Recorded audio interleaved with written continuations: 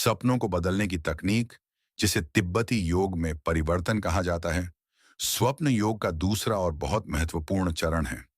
जब आप सपने के भीतर जागरूक हो जाते हैं, यानी आपको पता चल जाता है कि आप सपना देख रहे हैं, तब आप अपने मन की शक्ति से उस सपने की परिस्थितियों को बदलना शुरू करते हैं। मिलारेपा और उनके गुरुओं ने इस तकनीक का उपयोग मन की जड़ता को तोड़ने के लिए किया था। यहाँ इसके मुख्य अभ्यास दिए गए हैं। सपनों को बदलने की प्रमुख तकनीकें: आकार और संख्या का परिवर्तन। यदि आप सपने में एक फूल देखते हैं, तो अपनी मानसिक शक्ति से उसे 1 से 2, 2 से 4 और फिर 1000 फूलों में बदल दें। इसी तरह आप अपने स्वयं के शरीर को भी कई रूपों में विभाजित करने का अभ्यास करते हैं। यह अभ्यास सिखाता है कि एक और अनेक का भेद केवल मन की रचना है।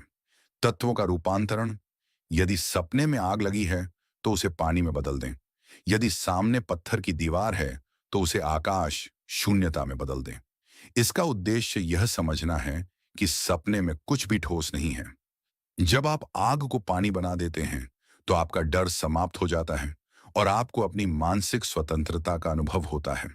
भय पर विजय: यदि सपने में कोई भयानक जानवर या शत्रु आपका पीछा कर रहा है, तो भागने के बजाय रुकें और उसे एक सुंदर दृश्य या किसी प्रिय मित्र में बदल दें। मिलारेपा कहते थे कि जब आप सपने के बाघ को पालतू बिल्ली बना सकते हैं, तो आप जीवन की समस्याओं को भी केवल मानसिक तरंगें समझकर शांत कर सकते हैं। अदृश्य लोकों की यात्रा: जब आप सपने को नियंत्रित करना सीख जाते हैं, तो आप संकल्प करते हैं कि मैं अब कैलाश पर्वत जाऊंगा या मैं बुद्ध के लोक की यात्रा करूंगा। यह अभ्यास चेतना को शरीर की सीमाओं से बाहर निकालने में मदद करता है।